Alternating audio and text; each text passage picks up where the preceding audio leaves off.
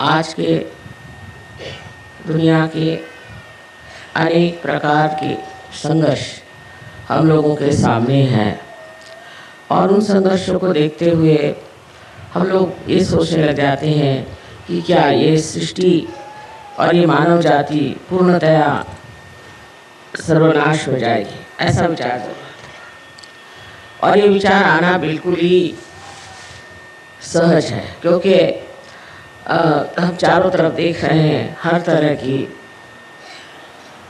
आपत्तियां आ रही हैं।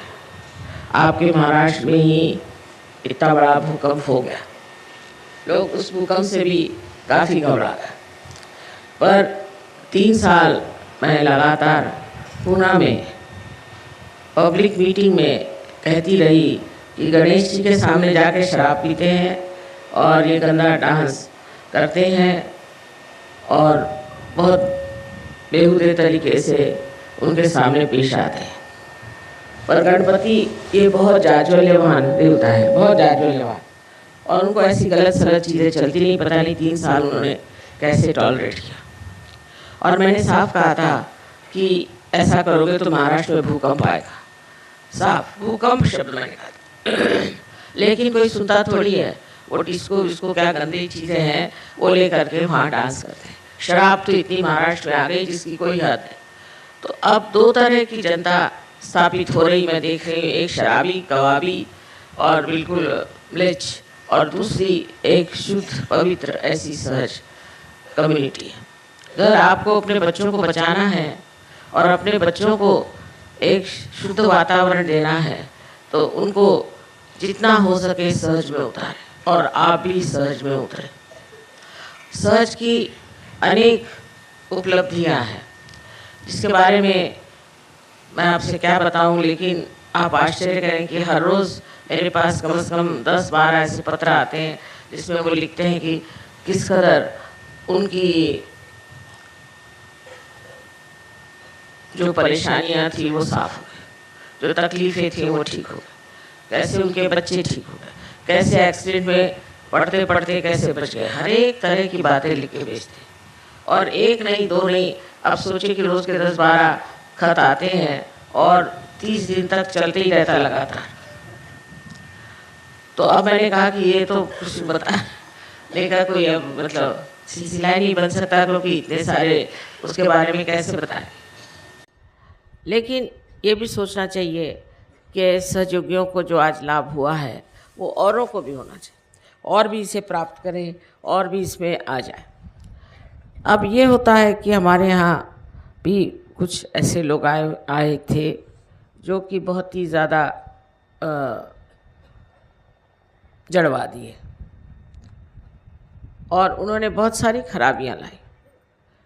अब धीरे धीरे एक एक को करके हमने कहा अच्छा आप चले जाइए, ये कर लीजिए, कोई व्यवस्था ऐसी हो जाए जिससे सहज योग का जो कुछ भी ऐसे तो कोई ऑर्गेनाइजेशन नहीं है, पर जो भी कुछ हम लोगों ने ये एक समाज तैयार किया है उसको देख करके लोग कहें कि ये कौन आ गए, ये तो कोई देवदूत दिखाई देते हैं, ऐसी सबको उम्मीद है। लेकिन अब भी अगर आप अपनी जो पुरानी आदतें हैं उनको नहीं छोड़ेंगे और इस तरह से बर्ताव करेंगे जैसे कि आम दुनिया के लोग बर्ताव करते हैं, तो आप पे किसी को विश्वास नहीं होने वाला। अब सबसे बड़ी चीज़ जो हमारे ऊपर जो एक तरह से छा रही है हिंदुस्तान में वो है जड़वाद, मटेरियलिज्म। वो आ रहा है परदेश से। परदेश के लोगों को क्या मिला है जाके पूछिए, इतने बेवकूफ़ लोग हैं, महा बेवकूफ़ हैं वो। उनका वो पैसा जो कमाते हैं उसको करते क्या। पहले ज़माने में जब हम लोग यंग थे तो हमने देखा जिसके पास पैसा हो जाता था वो कोई ना कोई सार्वजनिक कार्य में लग जाता, कोई ना कोई सार्वजनिक चीज़ करता, चाहे मंदिर ही बना ले और चाहे यूनिवर्सिटी बना ले, चाहे कोई स्कूल बना ले, सार्वजनिक कार्य में हमेशा लगता है। तो आज का जो अपना यहाँ पूजन है ये असल में लक्ष्मी का पूजन मैं मानती हूँ कि लक्ष्मी का पूजन कैसे होना चाहिए। इस मामले में लोगों को पता नहीं कि जब हम लक्ष्मी को चाहते हैं तो उसके साथ साथ क्या चीज़ें चलेगी। इसलिए आज का पूजन लक्ष्मी पूजन है, और इस फैक्ट्री में लक्ष्मी पूजन हो, ये अच्छी बात है। सबसे तो पहले लक्ष्मी जी की आकृति के बारे में मैंने अनेक बार बताया और फिर मैं बताऊंगी कि लक्ष्मी में पहले सबसे पहली चीज़ ये है कि उसका जो रूप बनाया हुआ है वो ऐसा है कि जिससे बहुत सीखना। पहले तो ये कि जब लक्ष्मी स्वरूप आप देखा जाए तो उसके अंदर पहले उनका 2 हाथों में कमल का होना देखा जाता है, वो भी गुलाबी रंग के कमल। वो स्वयं गुलाबी या सफ़ेद वस्त्र पहने रहते। गुलाबी वस्त्र का मतलब है कि प्रेम, और सफ़ेद का मतलब है वैराग। तो अधिकतर गुलाबी में ही होती है। एक आध बार मैंने उनको देखा है एक फ़ोटो में, एक चित्र में, कि उनको सफ़ेद भी पहना दिया, पर अधिकतर गुलाबी वस्त्र पहने होती हैं। इसका मतलब ये है कि लक्ष्मी जी जो हैं ये प्यार है, और जो इंसान प्यार करता है उसी को लक्ष्मी प्राप्त होनी चाहिए, और दूसरों के हाथ में जाएगी तो लक्ष्मी अलक्ष्मी हो जाती। तो उनके हाथ में जो कमल के फूल हैं वो भी गुलाबी है, और इस कमल के फूल की विशेषता ये है कि इसके अंदर वो काटने वाला बुंगा, जिसके अंदर न जाने कितने कांटे होते हैं, वो भी अगर आ जाए तो उसका आतिथ्य करते हैं, उनके अपने यहाँ रखते हैं। और जब पंखुड़ियाँ बंद हो जाती हैं तो बहुत संभाल करके उसको बंद करते हैं, जिससे तकलीफ़ न हो, और वो रात भर बुंगा वास होता है। तो पहली चीज़ ये है कि जिस तरह एक कमल का फूल अत्यंत सुंदर होता है, सो लक्ष्मी जी के कमल पुष्प में जो खूबसूरती है, जो सुंदरता है, जो एक आतिथ्य के लिए आने के लिए एक उसमें आमंत्रण है, वो चीज़ एक रईस आदमी में होनी चाहिए। ये बात हमने राजेश शाह में देखी। मैंने कहा इतने सारे आए 400-500, और ये इसमें से कुछ लोग ज़्यादा दिन रहना चाहते हैं, तो तुम यहाँ क्यों रख रहे हो? वाशी भेजो, इतना खर्चा क्यों करोगे? 2-4 दिन और रहना चाहते। उसने कहा आप सब यहाँ व्यवस्था हो गई, रहने दीजिए, क्या हो गया, हम लोग बड़े खुश हो जाएंगे। उन्होंने कहा अरे भाई तुम्हारा इतना पैसा खर्चा हो रहा है, कुछ उसको तो सोचो। नहीं नहीं माँ, बड़ी खुशी की बात है, ये लोग आ गए हैं इनके। मैंने कहा भाई ठीक है, तुम्हारा अगर मन है तो रखो, पर खर्चा बहुत हो रहा है, मुझे अच्छा नहीं लगता तुम लोग बेकार में खर्चा। नहीं नहीं बेकार में नहीं, इससे बड़ा हमें आनंद आएगा। ये लक्ष्मीपति का लक्षण है। जो लक्ष्मीपति होता है उसके अंदर आनंद आना चाहिए कि 4 मेहमान हमारे घर आए, खाए पिए, आराम से रहे। नहीं तो लक्ष्मी का उपयोग क्या? कोई आप अपने मुंह पर वो नोटें लगा के तो नहीं घूमते ना। ये तो ऐसे हो कि किसी गधे को नोट लगा दो और घूमे, वो लक्ष्मीपति हो जाए। ये पहला लक्षण कि आप अत्यंत प्रेम से चाहते हैं कि लोग आएँ और हमारे लक्ष्मी तत्व में समाएं और उसमें मज़ा उठाएं। ये बड़ी भारी चीज़ है। ऐसा सागर दिल होना चाहिए, और तभी लक्ष्मी ठहरती है। नहीं तो लक्ष्मी तो भाग जाएगी। जैसे कोई आदमी है बड़ा कंजूस है, उसके किसी तरह से पैसे निकल ही जाएंगे।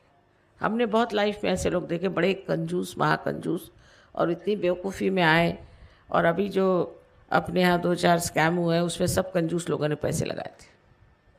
वो ऐसे जगह जाएंगे जहाँ गलत होता है, जहाँ पैसा बनाने। दूसरी बात ये है कि किसी के पास पैसा आ जाता है तो कंजूस होएगा तो बिल्कुल भिखारी के जैसा रहेगा, उसके यहाँ 2 कंबल भी मिलना मुश्किल, और इतना पैसा जुटा के जाएगा, और जब मरेगा तो उसके बच्चे आपस में लड़ मर के वो ख़त्म कर देंगे पैसा। या अगर बाप कंजूस होगा तो बच्चे उसके पैसे उड़ाते रहेंगे किसी न किसी वजह से। हर तरह की आफत होती है अगर आपके पास लक्ष्मी आए और आप में गुण न हो कि उसको आप स्वीकार करें, उसको उसकी शोभा रखें। अगर आपने लक्ष्मी की शोभा नहीं रखी तो लक्ष्मी ऐसे बहक जाती कुछ कुछ। आप किसी भी गरीब आदमी को 100 रुपये दे के देखिए, वो जाएगा गुत्ते पर ही जाएगा शराब पीने। उसको कभी अच्छी बात नहीं सूझेगी, चलो कोई अच्छा कर्म करे, कोई अच्छी बात करे, कोई देवी देवताओं की बात करें, कुछ धर्म की बात करें, या कोई धर्म के बारे में लिखें, या कोई अगर लेखक हो तो उसकी मदद करें। ये सब नहीं आने वाला। सो हर तरह के गलत काम की तरफ लक्ष्मी की दौड़ हो जाती। उसका कारण है लक्ष्मी की महामाया, जिसको मिल जाए वो गलत रास्ते पे चला जाता। पहले गलत रास्ते पे जाने का ज़्यादा अंदेशा है, बना इसके कि अच्छे मार्ग पे जाएं या किसी अच्छा काम करें। तो लक्ष्मी के लिए लिखा गया है कि एक हाथ से वो दान भी देते, दान। अब दान किसको देना है वो भी देखना चाहिए, सत्पात्री दान देना चाहिए कहते हैं, नहीं तो किसी दुष्ट गुरु को आपने दान दिए पैसे, वो एक को खराब करने के 10 लोगों को खराब कर देगा। सत्पात्र में दान देना। और जो लक्ष्मीपति होता है वो कभी किसी से पैसा ही नहीं लेता कि भाई तू इतना पैसा मुझे दे, नहीं तो ऐसा कर, ऐसे नहीं करता। हाँ, जो उसका हक का है वो लेगा, बस बेहक नहीं लेगा। तो उसके अंदर दान की शक्ति होनी चाहिए। और इस फैक्ट्री के लिए खास कर मैंने राजेश से बताया कि इसको सबको एक फैमिली समझ के और तुम बढ़ाओ। जिसको जो देना देना चाहिए, जिसका जो अधिकार है वो मिलना चाहिए। तो दान जो है ये बहुत ज़रूरी चीज़ है, पर वो दान कहाँ कर रहे हैं ये देखना चाहिए। बेकार चीज़ों में दान करना आप सबसे बड़ी गलती समझिए, क्योंकि उसमें गलत चीज़ें जो हैं बढ़ेंगी। जितना आप पैसा गलत लोगों को देंगे, जैसे हरे रामा वालों को किसी ने दान दे दिया तो वो सब ने अब उसका क्या करें, तो सबको हरे रामा बना रहे हैं, रास्ते में लोग नाच रहे हैं, कहीं कुछ, सबके थ्रोट खराब हो रहा है, किसी किसी कैंसर हो रहा है। पहले सोच लेना चाहिए किसको आप दान दे रहे हैं। जिससे कोई अच्छा काम हो ऐसी ही जगह दान देना चाहिए। पहले पता लगाना चाहिए कि कौन सी संस्था ठीक कार्य कर रही है, उसकी व्यवस्था क्या है।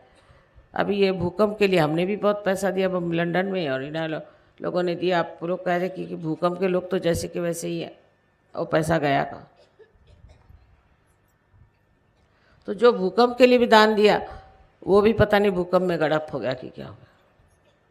ऐसी हालात में हमेशा सोच के देना चाहिए कि हम जहाँ दे रहे हैं, और जहाँ दे रहे हैं उसको, उस दान को देखना चाहिए कि वो इस्तेमाल कैसे हो रहा है, वो कैसे इस्तेमाल हो रहा है, उसका क्या उपयोग हो रहा है, उसको किस तरह से खर्च कर रहे हैं, उसके कमिटी पे कौन लोग हैं। ऐसे ही लोगों को दान दीजिए।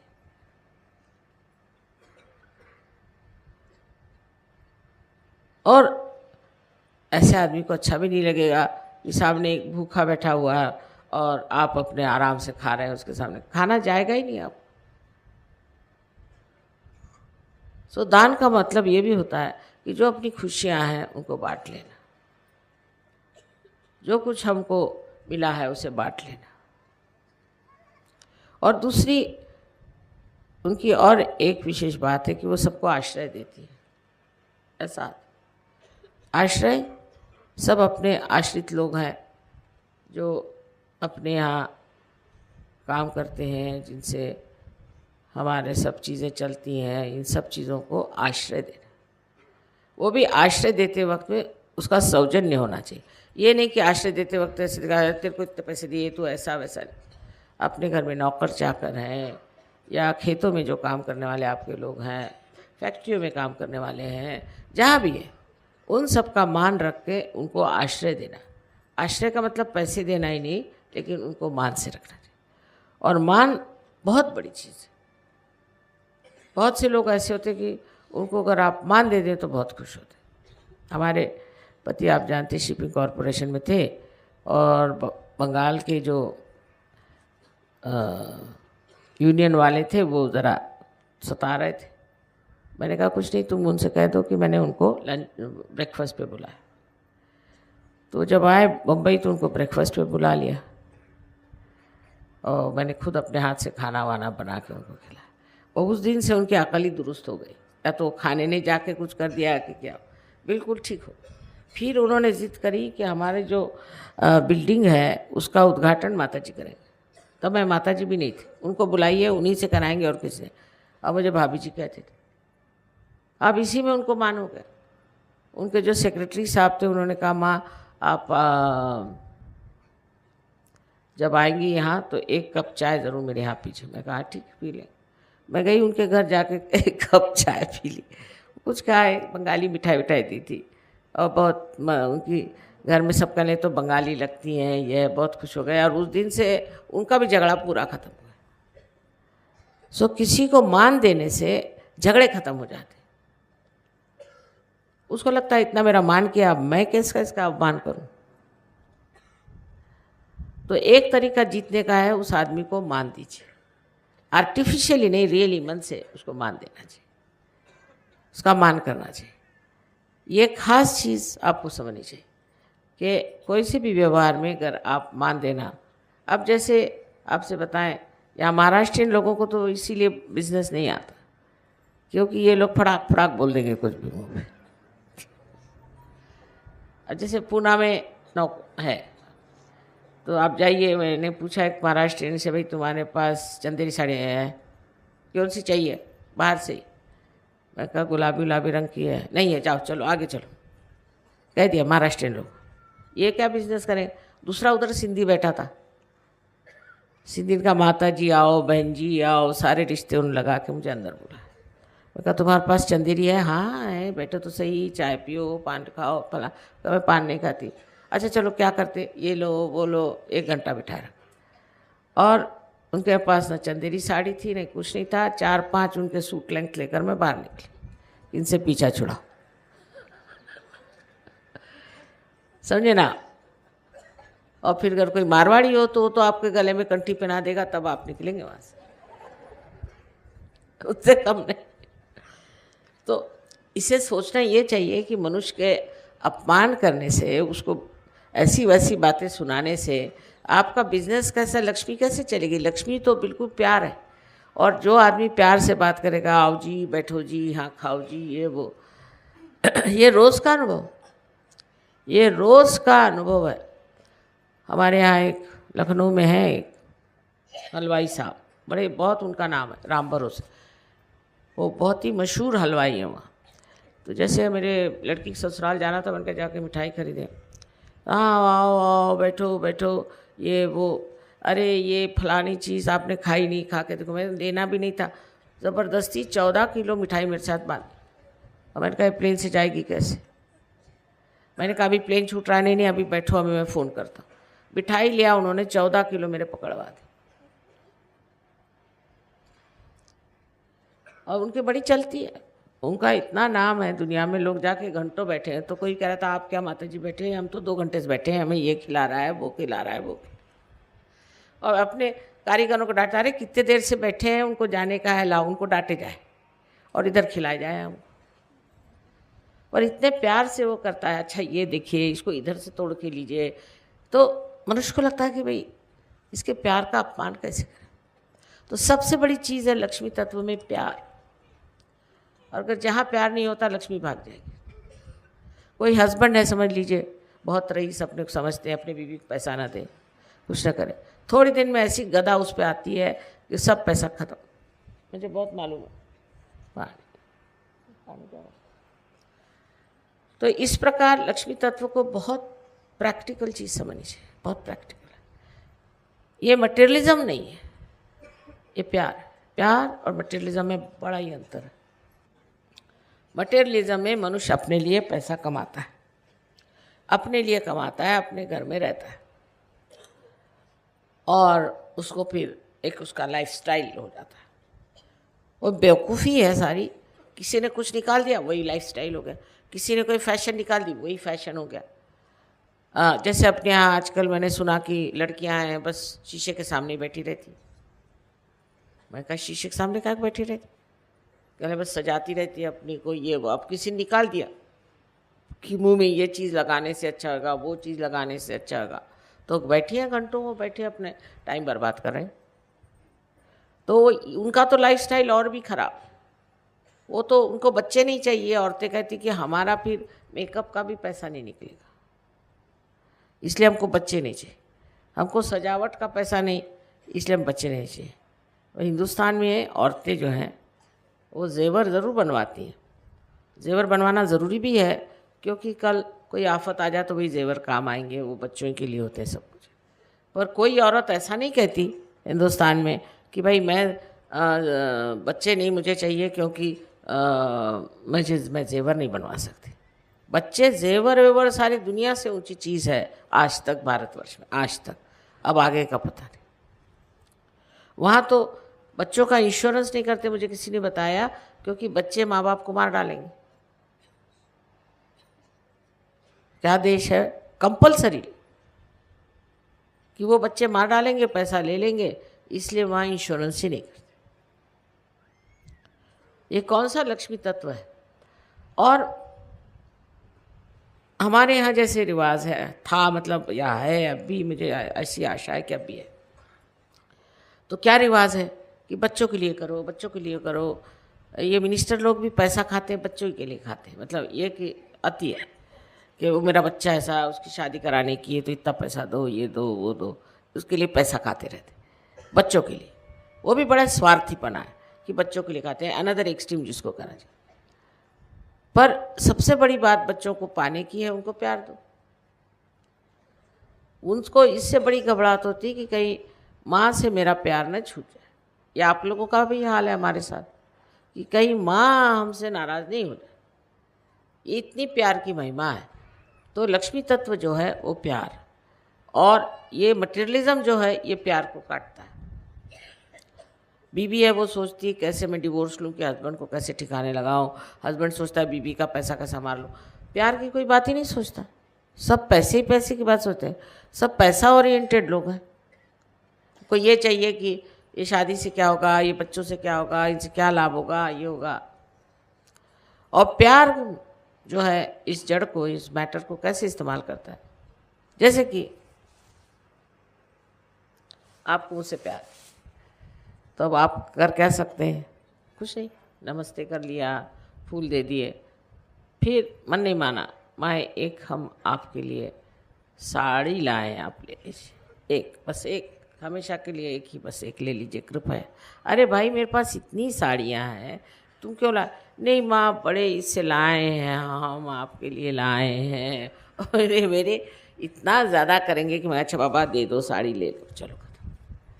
तो कभी कुछ तो कभी कुछ, माँ ये हम खास अपने हाथ से बुन के लाए हैं आपके लिए शॉल। अरे बाबा शॉल इतनी ज़्यादा है, मेरे शॉलों से मैं भर गई, पर हमने तो अपने हाथ से बुनी, हमने अपने हाथ से एम्ब्रॉयडरी की है ये चीज़, इतने प्यार से कैसे मना करें? जैसे मेरे आंखों में आंसू आते हैं, मना करते हो, पर वो मैं ले ही लेती हूँ, करूँ क्या? अभी मैं इनसे कहती हूँ मैं रखूँ का, अभी एक घर बनाया, अभी दूसरा घर बनाना पड़ेगा, वो गोडाउन बना दिया मैंने उस घर का। अब किसी को बोलो कि नहीं, तो वो इतने दुखी हो जाएंगे कि पता नहीं क्या, रोते ही जाएंगे, माँ ने लिया ही नहीं, माँ ने लिया नहीं। अरे भाई अब क्या करना लेकर? प्यार बांटने के लिए ये मैटर है। अब जैसे ये फूल लगा दिए, ये ऊपर से छत लगा दिया, ये सजावट कर दी, इसकी कोई ज़रूरत नहीं थी, ऐसे भी सब हो सकता था। पर ये अपना प्यार कैसा दिखाए माँ के लिए? कोई हमारे यहाँ उत्सव होता है, कोई भी चीज़ होती है, तो हम लोग उसमें अपना प्यार जताने के लिए न जाने क्या क्या चीज़ें करते रहते हैं। मैं पोलैंड गई थी, तो वहाँ 2-3 बार गई हूँ, 3-4 बार, तो आप लोगों के लिए वही चीज़ें कुछ खरीदती हो। तो बोले, ये वहाँ की औरत कहने लगी कि आप बहुत नोबल हैं, आप बहुत बढ़िया हैं। मैंने कहा क्यों भाई, क्या किया मैंने? कहले आप हमेशा दूसरों के लिए खरीदते हैं, अपने लिए कुछ खरीदती नहीं। मैंने कहा मेरे पास बहुत पड़ा है, तुम वही बेच डालो, अभी बहुत ज़्यादा है। इस तरह से समझ आ जाता है कि दान बहुत बड़ी चीज़ है। और हमने अपने जीवन में ऐसे ऐसे लोग देखे कि जो तो बड़े दानी थे। एक रहा बहादुर डी लक्ष्मी नारायण करके थे तो शायद वो मारवाड़ी थे, लेकिन बाद में जाके मद्रास में सेटल हो गए, बहुत रईस आदमी थे। तो उन्होंने एक लड़की को पाला था, तो कुछ लोग लालची लोगों ने सोचा इस लड़की शादी करा लें, तो पहुँचे, तो उन्होंने बता दिया कि मैंने सारा पैसा मेरी यूनिवर्सिटी को दिया है, इस लड़की की शादी में सर्वसाधारण शादी में करने वाला। भाग गए वहाँ से। कोई उस लड़की की शादी करने को तैयार।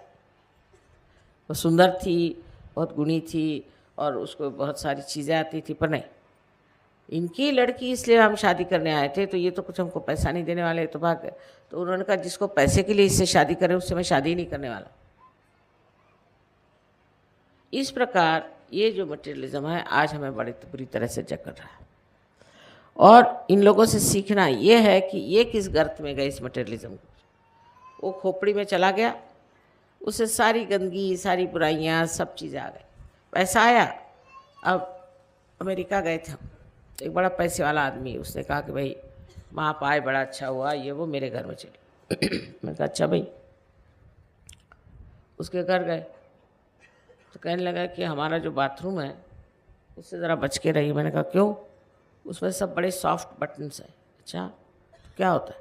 कहने लगा अगर आपने गलत बटन दबा दिया तो आप सीधे स्विमिंग पूल में चले जाएंगे। हाँ, ये तो बड़ी कठिन। तो मैंने कहा भाई मुझको ऐसे बाथरूम में नहीं जाना, कोई सीधा साधा नहीं है तुम्हारे पास क्या? तो कहले नहीं नहीं बहुत अच्छा है, मैंने बड़ा रुपया खर्च किया इस पर, ये मेरी सारी यूनिक डिस्कवरी है। मैंने कहा भैया तुम्हारी डिस्कवरी तुम्हारे पास रखो, मुझे ऐसे बाथरूम की आदत है। कोई सीधा साधा बाल्टी वाला बाथरूम हो वहाँ भेज दो मुझे। तो दूसरे फिर कहने लगे कि मेरा बेड एक स्पेशल है। मैंने कहा क्या? ये बटन दबाओ तो आपके सर ऊपर हो जाएंगे, ये बटन दबाओ तो पैर ऊपर हो जाएंगे। मैंने कहा मुझको ऐसा पलंग नहीं चाहिए, मैं आराम से सोना चाहती हूँ कि हाथ पैर ऊपर करती रहूँ ना। है ये क्या बेवकूफ़ी की बात? अरे मैंने इतना रुपया खर्च करके और आपके लिए बेड बनाया। मैम मेरे लिए? मुझे आप ज़मीन पर दीजिए। मैंने कहा सीधे सीधे मैं ज़मीन पर सो जाती हूँ, एक चाहे तो कारपेट बिछा दो। मैं नहीं ऐसे पलंग पे सोने वाली जिसमें सर ऊपर होता है, पैर ऊपर होता है, घुटने ऊपर होता है। क्या मेरे क्या सब हाथ पैर क्या एकदम वो हो गए क्या, बेकाबू हो गए हैं कि मैं कोई और चीज़ को इस्तेमाल करूं? और वो क्या बड़े सॉफ्ट हैं उसके, ये बस ये छोटा सा बटन। मैं देख के भागी। मैंने कहा भैया मैं जा रही इस घर में, मैं नहीं रह सकता, माफ़। तो मोटर में कहता है कि मोटर जो है इसके सारे लॉक्स अलग से लगाए। मैंने कहा क्या? कहने उल्टे लगे हैं, अगर खोलना हो तो उल्टी तरफ से खोलो। और मैंने कहा कोई अगर फंस गया तो फंस गया, उसको क्या मालूम कि तुम्हारा दिमाग उल्टा है। उसके लिए हज़ारों रुपए खर्च करके उसने उल्टे वाले लॉक्स लगाए। और मुझको इम्प्रेशन पड़ने की जगह मैं भागी। मैंने कहा नमस्कार, यहाँ कोई नॉर्मल जगह मुझे जाने दो। इसी प्रकार उनका पैसा कहीं ना कहीं जाता है। अब दिखाते फिरते हैं हमारा ये अलग है। अरे मैंने कहा भाई लॉक में अलग करने की क्या ज़रूरत है, एक जैसे लॉक रखो। इसमें शान दिखाने का नहीं, ये मैंने स्पेशल बनवाया, इसमें ये डिवाइस है, उसमें वो डिवाइस है। और अंदर चोरी करने को कुछ नहीं। मैंने कहा तुम्हारे पास ये पलंग कौन उठा ले जाएगा? पागल होगा वही ले जाएगा। तो कहने बात ये है माँ, मैंने बहुत ऐसा ऐसा रुपया खर्च किया है, इन्वेस्टमेंट किया है इस तरह से, और मेरे पास कोई खास पैसा नहीं, तो चोर भी काय को आएगा? तो ठीक है, कौन चोर आने चला, पागल भी नहीं आएगा तेरे घर में। कारण ये कि सारा पैसा फालतू चीज़ों में खर्च करते। तो वो जो लक्ष्मी तत्व का विजडम है वो होना चाहिए कि भाई जहाँ खर्च करना वहाँ तैयार, और जहाँ नहीं खर्च करना वहाँ नहीं करें। इसमें कंजूसी की कोई बात नहीं। आज एक शरद चंद्र की बात याद आई। मैं शरद चंद्र को दुनिया में सबसे बड़ा लेखक समझती, इससे बढ़ के लेखक मैंने देखा नहीं। और हिंदुस्तानी चरित्र को जैसा उसने रचा है ऐसा तो कोई रच भी नहीं सकता, क्योंकि ये चरित्र भी बहुत ज़बरदस्त है ना हिंदुस्तानी। तो उन्होंने बहुत सुंदरता से बनाया। तो एक उन्होंने बनाया कि कुछ बच्चे थे, वो अपने यहाँ कोई लाइब्रेरी बनाने का बहाना करके पैसे कमा रहे थे। तो वो एक आदमी के पास गंगा पार करके गए और उससे कहा कि साहब हम लाइब्रेरी बना रहे हैं, हमारे लिए कुछ डोनेशन दीजिए, कुछ दान दीजिए। तो उन्होंने कहा कि अच्छा तुमको दान चाहिए, मैं सोचता हूँ, बिठा दिया। इतने में एक विधवा स्त्री अपने भाई को लेके आई। कहने लगे कि 10-12 साल पहले मेरे पति ने आपके पास पैसे रखाए थे 500 रुपये, तो वो उसके बाद मर गए, और अब हमें पता हो कि आपके पास वो रुपये रखाए हैं, तो आप वो पता करके दीजिए। तो इनका अच्छा, अपने मुंशी से कहा भाई पता लगाओ, 10-12 साल पहले के फाइल्स में पता लगाओ, किसी ने 500 रुपये मेरे पास रखे थे। और इनसे कहा चवन्नी दी कि जा तुम लोग जाओ, बस चवन्नी बहुत है तुम्हारे लिए। इनको बड़ा गुस्सा चढ़ा कि चवन्नी हमको देके जा रहा है। पर उन्होंने पूरा पता लगाया कि उस औरत का पैसा वहाँ रखा हुआ था कि नहीं, वो रखा था, वो ब्याज जोड़ के इन लड़कों के सामने दिया, तब इनके चक्कर आए कि देखो हज़ारों इसने रुपए बना करके दिए 500 के, और हमको चवन्नी पकड़वा दी। तो ये आदमी समझ गया कि हम लोग कितने गहरे पानी में। और उस औरत का इतना नहीं कहता तो कौन उसको पकड़ने वाला था? कोई केस नहीं, कुछ उसका कोई कहीं प्रूफ नहीं था, कायदे में तो कुछ नहीं मिलना था। लेकिन उन्होंने उसका सारा पता लगा के कि कितना रुपया हुआ, क्या हुआ, और सब कुछ करके उसका पैसा वापस करा कि हमको ऐसे किसी के पैसे नहीं लगे। ये लोग चक्कर में आ गए कि ये क्या चरित्र है, देखो कि हज़ारों रुपए इस आदमी को दे दिए 500 रुपये के, और हमको चवन्नी पकड़वा दी, सब नीचे गर्दन करके चल। ये शरद चंद्र की लीला है से, इस तरह से वो जिस तरह से कहते हैं। पर मेरे ऊपर इतना मार्मिक उसका असर हुआ कि जो अच्छी बात है, जो धार्मिक बात है, जो लक्ष्मी तत्व की बात है, वो करना चाहिए। ये अपने 4 लड़के उचक के चले आए कि लाओ हमको पैसे दो, उनको पैसा देना तो अपात्र में दान है, लेकिन जिसका है, जिसका ड्यू है, वो देना चाहिए। और हमारे साथ भी है, हमारे पास अगर किसी का पैसा हो ना, तो पूरी समय वो बात दिमाग में आती रही, उसका पैसा देने का, पैसा देने का, पैसा देने का। वो दूसरा भूल भी गया होगा, लेकिन मेरे 2 रुपए भी किसी के लिए तो वो मेरे दिमाग में घूमता ही रहता, पता नहीं कैसे। अब मैं कितना कहती हूँ कि चलो हो गया दे देंगे, ऐसा नहीं, वो घूमता ही रहेगा जब तक उसको पैसा नहीं देंगे। नहीं, ऐसे सहयोगियों का होना चाहिए। एक तो किसी से उधार मत लो, और लेना हो तो पहले लीडर से पूछ लो, और जैसे उधार लो उसके बाद वो वापस कर देना। लक्ष्मी तत्व में उधारी बहुत खराब, और लेना ही पड़ता है कभी कभी, समझ लीजिए, तो एक एक पैसा उसका चुका देना चाहिए। ये बहुत ज़रूरी है, नहीं तो लक्ष्मी तत्व जो है खराब हो जाए। बहुत से लोगों को ये भी आदत है, अब जैसे कुछ हुआ, आधा रुपया रोक लिया, बहुत गलत बात है, कभी नहीं रोकना। हाँ, काम पूरा होने पर पूरा पैसा दे देना। एक तरह की ये अपने व्यक्तित्व की ईमानदारी, कम से कम इतना सहयोगी में आना चाहिए कि अपने व्यक्तित्व की ईमानदारी है, जिसका पैसा लिया है वो वापस कर देना। दूसरे दान के बारे में भी अपने को ये नहीं सोचा यार मैंने तेरे को इतना दान दिया, मैंने तेरे को इतना पैसा दिया, ये सोचा कि आपका ध्यान हो गया व्यर्थ दान। इसमें हम अपने पिता के एक किस्सा सुना कि उनकी आदत थी कि हर संडे को वो कंबल, नहीं तो टॉवेल्स, नहीं तो चादरें, नहीं तो ऐसी चीज़ें बांटते थे। बहुत से लोग आते थे लगातार लाइन, और ये दिए जा रहे हैं। तो लोगों ने पूछा कि भाई ये क्या करते हैं आप लोग, 2-2, 3-3 चीज़ ले जा रहे हैं, आप आँख नीचे करके दे रहे हैं। तो कहा भाई देने वाला देता है और मैं बीच में खड़ा हूँ, मुझको क्या, जो देने वाला वही देखे, 2 चीज़ है चाहे 3 चीज़ है, जो भी ले जाना ले जाए, उसमें मैं क्या करूँ, मैं तो देने को लाया हूँ। ये तो देने वालों को देखना चाहिए कि देना क्या है और किस किस को देना। मैं तो आँख नीचे करके इसलिए खड़ा हूँ कि सब लोग मुझको ही धन्यवाद दे रहे हैं, तो मेरी तो आँख ही नहीं ऊँची होती। ऐसे ऐसे बड़े लोग हमने देखे। मैंने अभी कल परसों के किस्सा सुनाया कि हमारे घर में सब दरवाजे खुले रहते थे हमेशा, जब तक मेरी शादी हुई सारे घर के दरवाजे खुले रहते। फादर कहते थे अपने यहाँ से कौन चोरी ले करके जाए। एक सिर्फ चोरी हुई तो एक आदमी आया, ग्रामाफोन उठा के ले गया। तो फादर सवेरे उठ के कहते हैं अरे बड़ी दुख की बात है, सिर्फ ग्रामाफोन ले गया, उसके पास रिकॉर्ड नहीं है, तो रिकॉर्ड कैसे बजाएगा, वो कहाँ से पैसे लाएगा रिकॉर्ड के। तो बड़ा उनको दुख लगा। तो माँ ने तंग आके कहा अच्छा पेपर में दे दो, तो भैया रिकॉर्ड रखा है तो आके अपने रिकॉर्ड्स ले। पहले हम तो ग्रामाफोन कल खरीद ही सकते हैं, रिकॉर्ड कैसे, पर वो कहाँ से खरीदेगा। मैंने चोरी की परवाह कि वो रिकॉर्ड क्यों नहीं ले गया, अब वो बजाएगा क्या। भाई कोई तो भी संगीत का शौकीन है जो ग्रामाफोन ले गया, तो अभी बजाएगा क्या।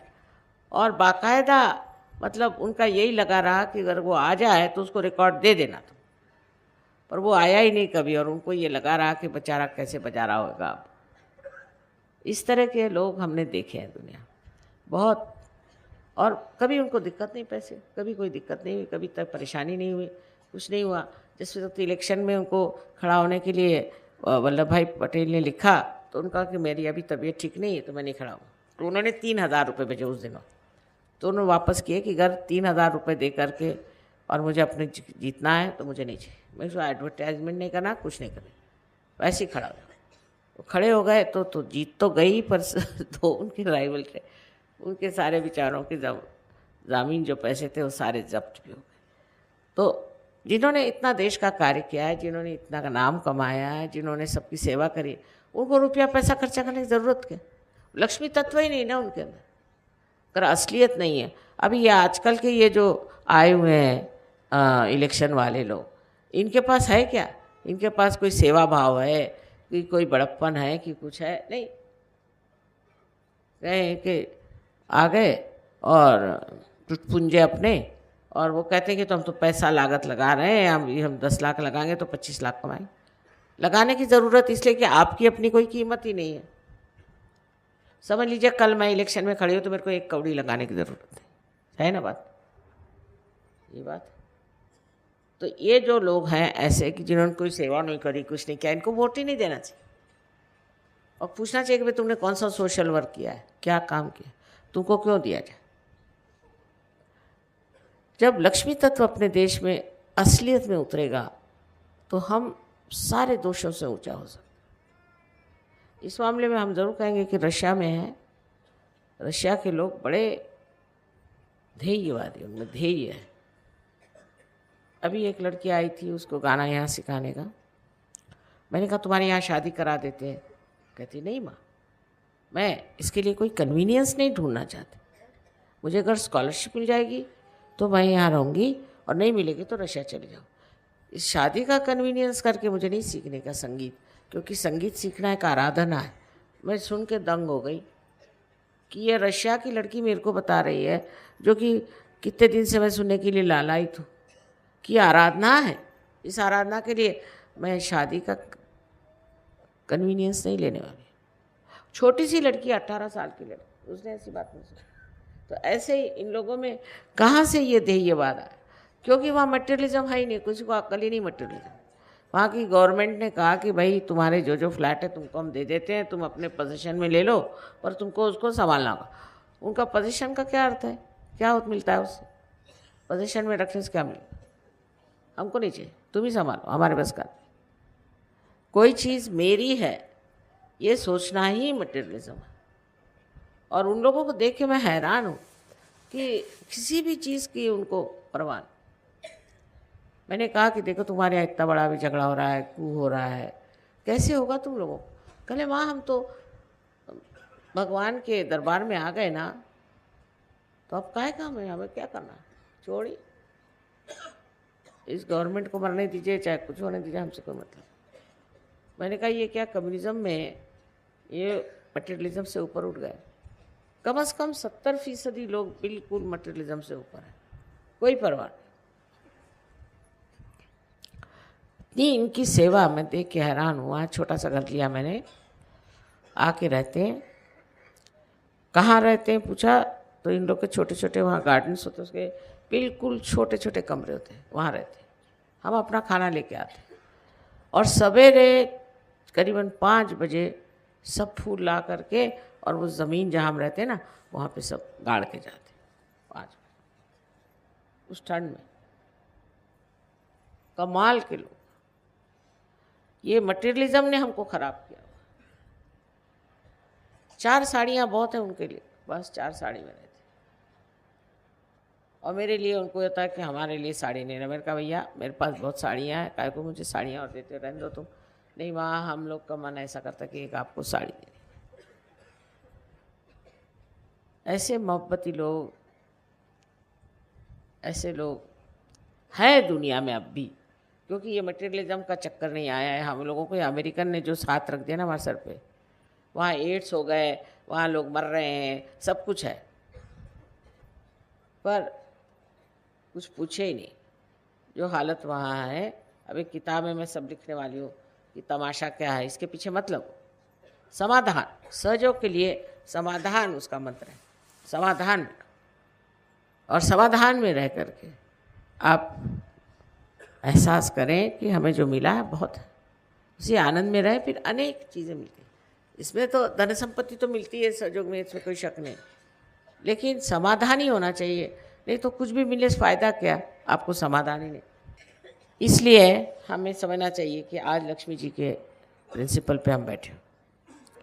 अब दूसरी बात ये कि लक्ष्मी जी खड़ी है एक कमल पर। कमल कितना हल्का फूल होता है, माने वो किसी पे दबाव नहीं डालती। अब किसी के पास पैसा होगा तो वो तो यहाँ पर ऐसा चलता है कि बगैर मूछ के उसके मूछ दिखाई देती। वो अपने पता नहीं क्या समझता है, जहाँ भी जाए वो इतना रोब झाड़ेगा कि पता नहीं इसको क्या मिल गया है, ये कौन से स्पेशल भगवान के यहाँ से आया हुआ है। हर जगह जाइए तो बताएंगे मेरा ये है, मेरा वो है, मैं ऐसा हूँ, मैं वैसा हूँ, बेशर्मी से, बेशर्म जैसे। तो कहने में भी शर्म होनी चाहिए, कोई शर्म नहीं, मैं ऐसा हूँ, मैं वैसा हूँ। और यहाँ तक कि सरकारी नौकरों में बहुत ये बात है कि मैं फलाना हूँ, मैं ढिमाका हूँ, मैं टिमाका हूँ। और मेरी समझ में नहीं आता, उनकी बीबियाँ उनसे भी ज़्यादा। अगर एक कलेक्टर के चपरासी की बीबियों को तो कलेक्टर से अपने कमिश्नर समझेगी कम से कम। अब रह चुकी हूँ मैं इन लोगों के साथ में। इन लोगों में कोई भी तरह का ये विचार नहीं है कि आज हम यहाँ बैठे और कल वहाँ जाएंगे, कुछ विचार। और इतने घमंडी लोग होते हैं। और अब तो ये हो गया कि पहले तो कभी हमने सोचा भी नहीं था कि कोई कलेक्टर पैसा खाता है। अरे अशक, डिप्टी कलेक्टर भी नहीं, कोई भी नहीं, कोई नहीं। चपरासी लोग 1-2 रुपया ले लेते।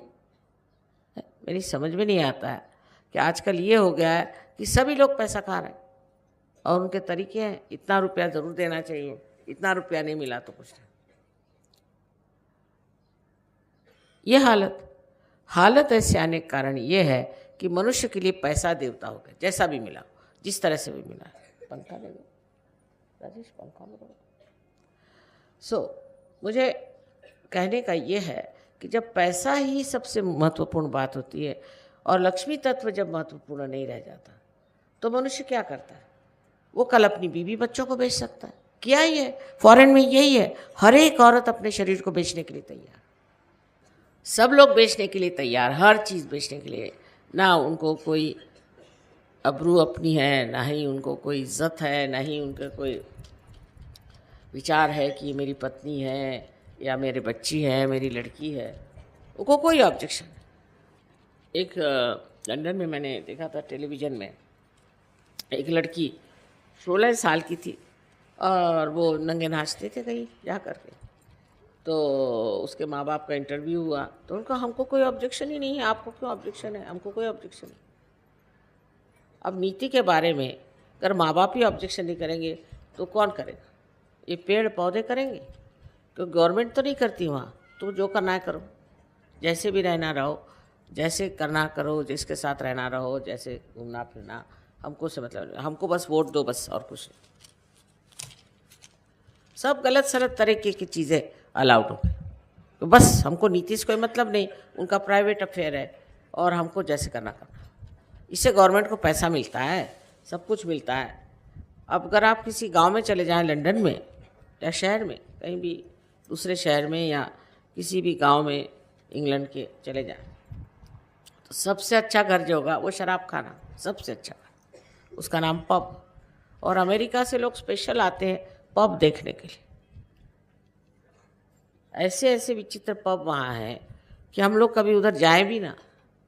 ऐसे इनको क्या कहा जाए, इनकी अक्ल को क्या कहा जाए कि एक देवी जी आए अमेरिका से तो हमसे बताने लग गई, क्योंकि हमारा दूसरे भी संबंध थे ना, कि साहब यहाँ के पब आपने देखे? मैंने कहा नहीं साहब, मैंने तो नहीं देखे। अरे ये कहने यहाँ का खास पब है, उसे देखिए। क्या? उसका नाम है हर्मिट्स क्लब। मैंने कहा अच्छा, उसकी क्या विशेषता? कहले उसमें एक आदमी मर गया, 5-6 महीने तक पता ही नहीं चला, तो उसकी सब बदबू फैल गई और वहाँ मकड़े के जाले हो गए। वो शरीर तो उन्होंने संभाल के हटा लिया, पर पूरे मकड़े के जाले वहाँ हैं और बदबू भी है, और वहाँ बड़ा एक्सपेंसिव है। मैंने कहा अच्छा, ऐसे गंदे लोगों को किसी गंदे नाली में डाल दीजिए तो और भी पैसा देंगे। और बड़े इससे भाई साहब मुझे बता रहे और कहने लगे मुझे कि मेरे 2 बच्चे हैं छोटे छोटे, एक 8 का एक 12 का, मैं दोनों को शराब देती हूँ पीने को, मैंने सब फ्रीडम दे रखी है। मैं कहा अच्छा। और 1 साल में क्या गड़बड़ हो गई कि वो 2 बच्चों का बर्थडे था, इन्होंने सबको शराब वराब दी होगी और उनको भी, तो वो भूल गए और पता नहीं कहाँ आग लग गई उनके यहाँ, तो 2 सबके सब मर गए, चारों के चारों मर गए। जब खबर आई मैंने कहा हे भगवान,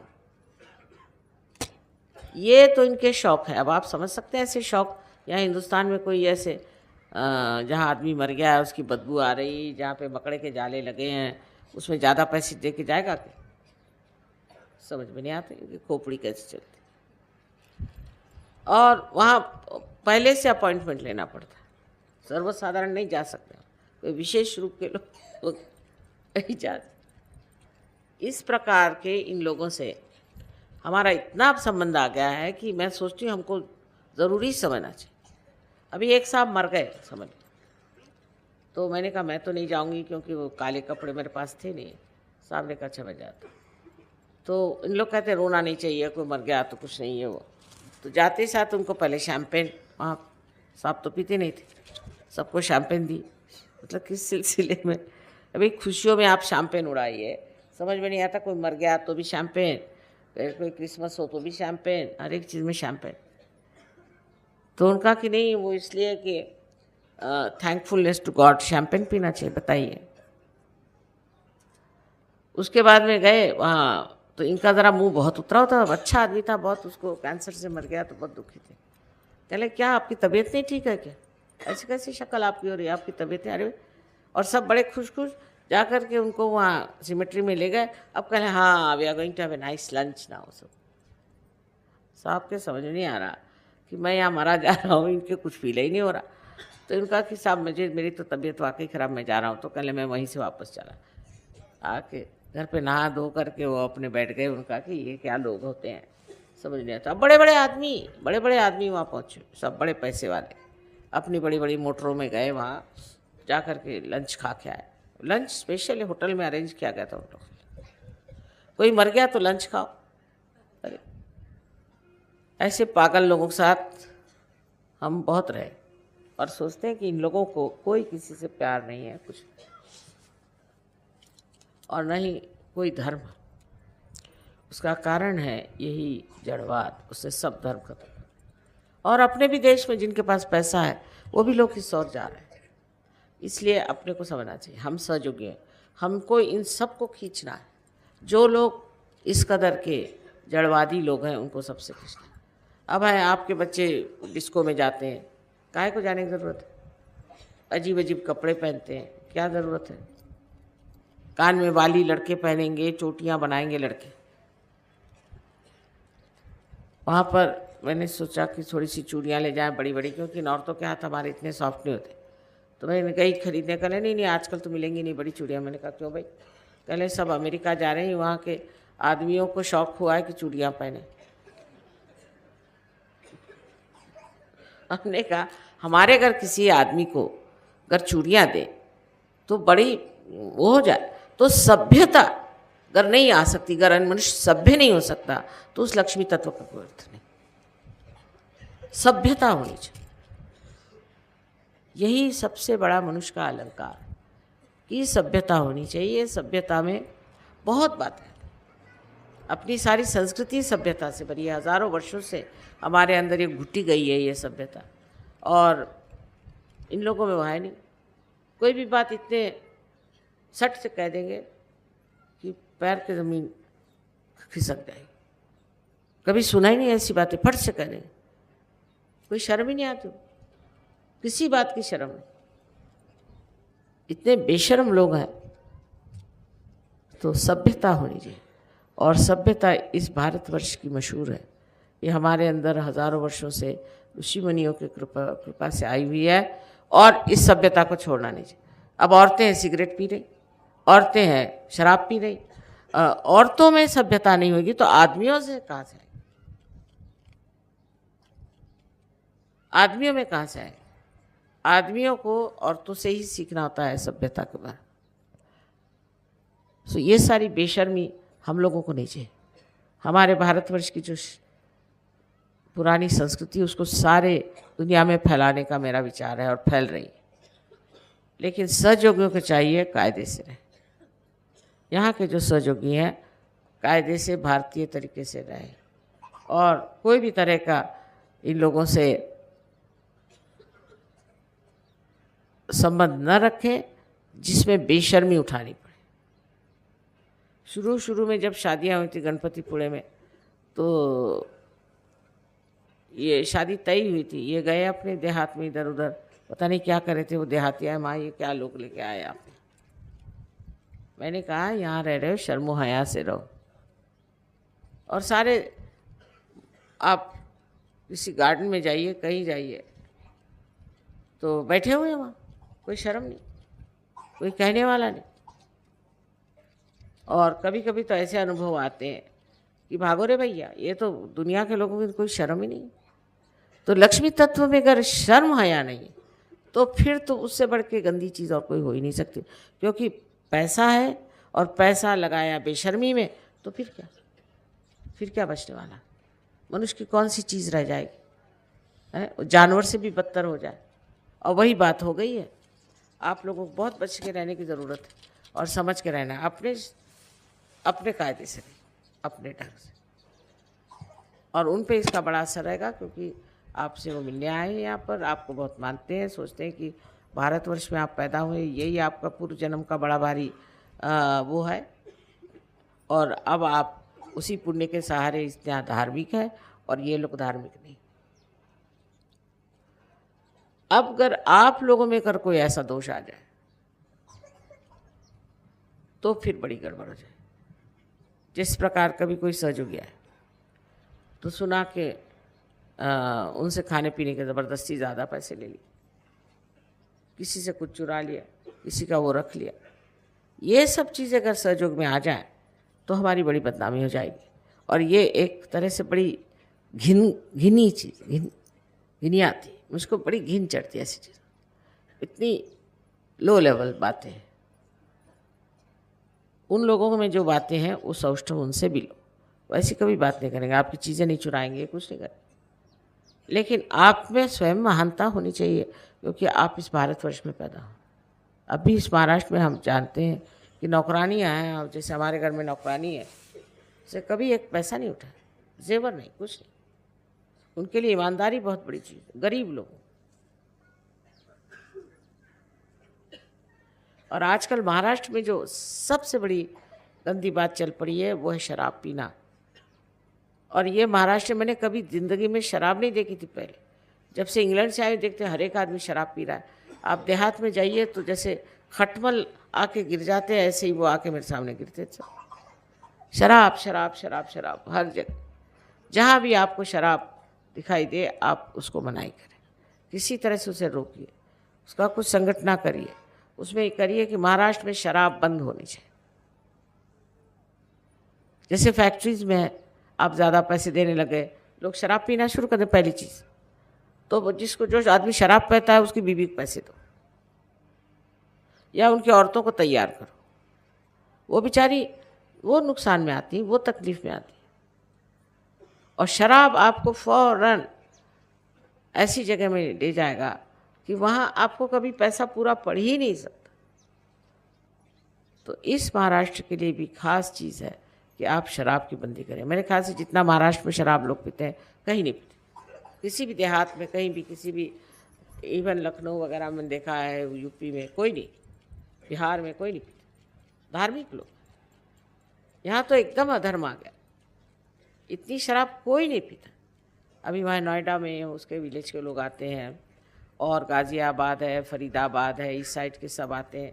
ये सब पैसे वाले लोग हैं, इनके पास काफ़ी पैसा। शराब कोई नहीं पीता, कोई भी शराब नहीं पीता। मुझे बड़ा आश्चर्य हुआ कि वहाँ एक बार प्रोग्राम किया था हमारा शेरे में, तो कहने लगे आपका प्रोसेशन निकालना है महाराष्ट्र को, ये बहुत मिरवणूक। मैंने कहा मैं नहीं निकाला, बड़े मुश्किल से मैं मान के चलो ठीक है। तो अपनी जीप वीप तैयार की, सजा के, एक घर है वहाँ किसी का, उनके घर से निकाल, चलो इसमें। मैंने कहा भाई अब चलो, भी ये लोग कह रहे तो उसमें जाएंगे। हम गए, उसमें बहुत से लोग आए, सारे गांव के लोग आए, ये हुआ वो। शाम को लौटते वक्त हम जब नीचे पहुँचे तो देखता है कि वो वहाँ पर गाड़ी कुछ ख़राब हो गई। तो उसी घर के सामने जहाँ ये सब उसने किया था घर मालिक। तो मैंने कहा ज़रा पता करो, उनसे कहना फ़ोन वोन करो, गाड़ी मंगाओ, कुछ करो, या इनके पास गाड़ी ले जाए जीप। तो वो गए, 2-4 सहयोगी देखने कहते वहाँ वो तो सब 25 आदमी शराब पी के धुत पड़े वहाँ। किससे कहें, सब धुत पड़े हुए। मेरी प्रोसेशन निकालने के पीछे में बहुत ये था, प्रोसेशन निकालो प्रोसेशन, और 25 आदमी वही आदमी वहाँ धुत पड़े हुए शराब पीकर। मैं कहा ये इस देश में कुछ भी नहीं हो सकता महाराष्ट्र में, इससे अच्छा नॉर्थ में चलो। इसीलिए मैंने सब अब नॉर्थ में चीज़ें शुरू कर दी। यहाँ के लोग गांव में इतनी शराब पीते हैं, वहाँ क्या सहयोग चलेगा। और फिर शराब पीते हैं और बहुत लड़ाकापना करते हैं, हर समय लड़ते रहते। शराब पी के आदमी और क्या करे, यही लड़ता है ना। यहाँ लड़ाके बहुत हैं। तो पहले तो यहाँ की शराब कम करनी चाहिए आपको। और गणपति के सामने कोई अगर शराब पी के आए तो आपको अधिकार है 2-4 चांटे लगा के उसको निकालो वहाँ से। जो भी गणपति के सामने शराब पी के आए, आप 2-4 चांटे नहीं, एक ही चांटे में ठीक हो जाएगा वो। शक्ति का चांटा होगा वो। किसी भी प्रकार की ऐसी गंदी आदत। दूसरी खराब आदत जो यहाँ है वो है तंबाकू। और तंबाकू तो लक्ष्मी जी के एकदम विरोध में बैठती है, क्योंकि कृष्ण को पसंद नहीं। तो जो आदमी तंबाकू यहाँ खाते हैं वो जानते नहीं कि वो अपने थ्रोट का क्या हाल किए जा रहे हैं। उनको कैंसर ऑफ थ्रोट होते रहते। पहले मुझे समझ नहीं आता था कि महाराष्ट्र में इतना गरीबों में भी क्यों कैंसर ऑफ थ्रोट है। तो सब तंबाकू खाते हैं, तंबाकू खा करके और हरि विठ्ठल करते करते वो जाते हैं पंढरपुर। वो श्री कृष्ण का स्थान। पांडुरंग पांडुरंग करते हुए मुंह में तंबाकू। अरे वो पांडुरंग क्या करेगा तुम्हारा भला, मुंह में तंबाकू लेके आए हो। और नहीं तो बीड़ी सिगरेट, बीड़ी तो बहुत ज़्यादा। ये सब आदतें सहज में छूट जाती हैं। तो औरतों को ठीक करो। देहात की औरतें जो हैं वो बेचारी अब भी बची हुई हैं, और वो कहती है कि हमारे हस्बैंड्स को ठीक होना चाहिए। उनकी संगठना बनाओ और उनके थ्रू इनको आप ठीक कर सकते हैं आदमी लोगों को। नारायण गाँव एक जगह है, वहाँ सब सहयोगी जो है औरतें। तो मैंने कहा आदमी क्यों नहीं थे, कहने कि उनको तो पान खाना है, उनको तो शराब पीना है। मैं करने दो। तो ये सब चीज़ें लक्ष्मी तत्व के विरोध में, क्योंकि एक बार कहते हैं बोतल घर में आई कि लक्ष्मी भागी दूसरे। कितने घर, कितनी फैमिलीज तबाह हो गई शराब के कारण। लेकिन तो भी लोगों की अकल नहीं आती, उसको क्या किया जाए। लक्ष्मी तत्व के लिए अत्यंत शुद्ध आचरण होना चाहिए मनुष्य का। गणेश ठीक होने चाहिए। जहाँ गणेश जी ठीक नहीं, वहाँ पर क्या काम हो सकता है, कुछ भी नहीं। तो महाराष्ट्र लोग गणेश जी को तो मानते हैं, पर ये नहीं जानते कि गणेश जी के साथ क्या क्या चीज़ें करते हैं। उनकी पूजा करने के लिए कैसा चरित्र होना चाहिए। ये सबसे तो भयंकर वही है देवता। और अगर बिगड़ गए ना तो सबकी गर्दनें ठीक कर देंगे। इसलिए बहुत भक्ति भाव से, बहुत नम्रतापूर्वक हमें लक्ष्मी जी की पूजा करना चाहिए। और जब हम लक्ष्मी जी की पूजा करते हैं तो साथ में गणेश बैठते हैं। क्यों? क्योंकि गणेश जी के बगैर लक्ष्मी जी का कोई रूप ही नहीं बनता। इसलिए आप समझ लीजिए कि अगर अपनी नैतिकता ठीक नहीं है, चरित्र ठीक नहीं है, तो आप कहीं भी कितना भी पैसा कमाएं, उससे सर्वनाशी होना है। चाहे आपका होगा, चाहे आपको बच्चों का होगा। इसलिए गणेश तत्व को बहुत महत्वपूर्ण समझ करके अपने अंदर बसाना चाहिए और कायदे से रहना चाहिए।